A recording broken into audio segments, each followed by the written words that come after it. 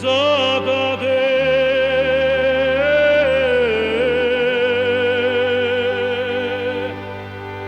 Tam dolu temir kapija.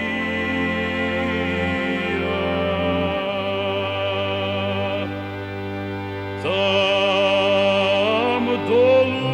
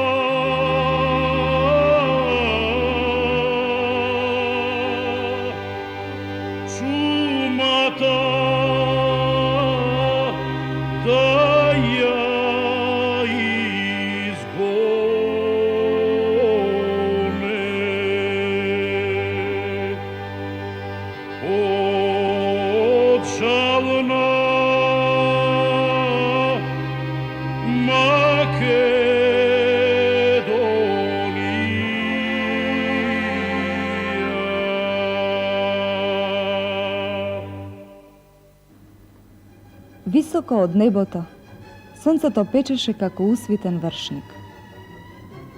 Над градот Скопје се беше спуштила тешка жешка омарнина. Луѓето се потеа, тешко дишеа и одвај одеа по улиците. Но сепак, на големиот каменен мост во Скопје, турската стража стоеше на своето место. На стражарската смена на мостот стоја двајца турски војници и еден подпоручник, Мулазим.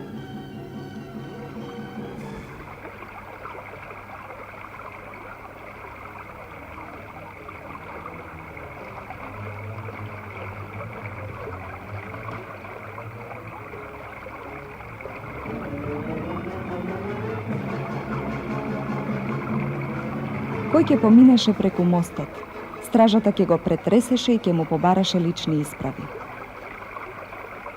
Целата турска војска и полицијата беше во приправна состојба, откако по македонските гори излегоа да крстарат комити. Секако, турската полиција нешто пречувствуваше и во Скопје. По едно време од левата страна на Вардар се покажа висока, стројна и многу јака жена. На плеките носеше големо бале черги.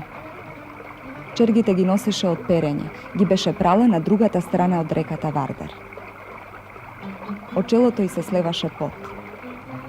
Брзајки таа се доближи до стражата. Бидејќи не сакаше да ја застане да ја претресат како и другите минувачи, стражата й го попречи патот. Едниот од стражарите грубо й викна: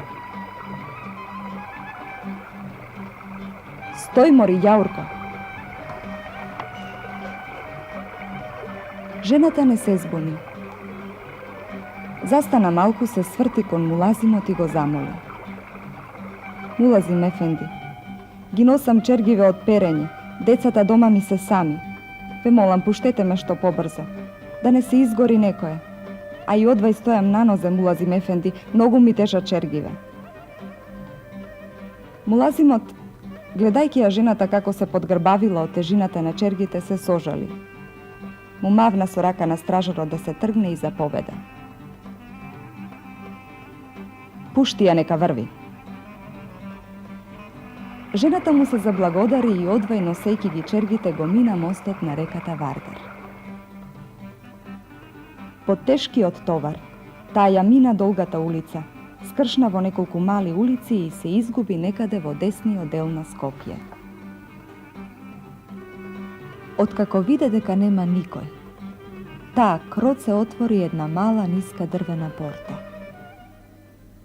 Влезе внатре и се распули наоколу. Се искачи горе по скалите и ги спушти чергите на подот. Еден човек ја чекаше. Тој ги одвитка чергите и однатре се истурија бомби и фишеци за пушки.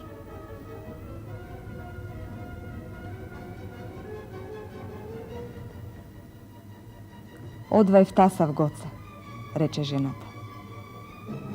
Проштевај, Донке, те измачив. Немаше друг начин дење напладне и толку брзо да ги пренесеме бомбите и фишеците. Ако, Гоце, нели е за слобода се ќе поднесеме? Му одговори жената и се насмевна. Тогаш Гоце ја потупа по плеките и рече: Донке, ти си добра и храбра македонка. Жената излезе. Внатре во куќата беа членовите на местниот скопски комитет. Во Скопје, од левата страна на реката Вардар, се наоѓа турската чаршија. Во неа некој пат живееле само турци. На сите страни, дури до небото, се издигнувале белите високи минариња на џамиите. На нив се качувале оџите и ги викале верниците на молитва. Среде турската баш чаршија имало многу големи кафеани. Вечерно време таму седеле пашите, беговите, агите и дервишите. Пиеле црно кафе, пушеле тутун со долгите чибуци и разговарале. Како и секој пат, така и една вечер, во една од тие големи кафеани, се беа насобрале повидни бегови, аги и други турци. Меѓу нив беше и најголемиот скопски дервиш. Близу до вратата седеа двајца непознати турци. Едниот од нив беше на среден раст, со калешо лице и црни засукани мустаки. Тој пушеше со долгиот чибук и шмркаше кафе од дебелиот филџер. По едно време главниот скопски дервиш го остави своето друштво и пристапи на масата на која седеше непознатиот турчин со засуканите црни мустаки. Тој се поздрави. Мераба, ефенди. Мераба, дервиш ефенди, го отпоздрави турчинот со засуканите црни мустаки. Слободно ли е да седнам во вашето друштво? Праша главниот скопски дервиш. Бујрум, повелете, нас ке ни чини голем чест да седите во нашето друштво, му одговорија двајцата непознати турци. Главниот дервиш седна. Се разврза жив разговор за времето, животот и немирите во Турското царство. Рајата ја крена главата, рече дервишот. Не чини, ефенди, продолжи турчинот со засуканите мустаки. Вака се нема живот. Но јас му честитам на тој јунак Гоце Делчев, наеднаш рече дервишот. А зошто да му честиташ? Зарем затоа што ја буни рајата и прави немири во царството? Праша турчинот со засуканите мустаки. Прашуваш ли зошто, право ке ти речам, продолжи дервишот. Од цар до говедар ние сите се изморивме, но пак не можеме да го фатиме. А тој ништо не сака да знае.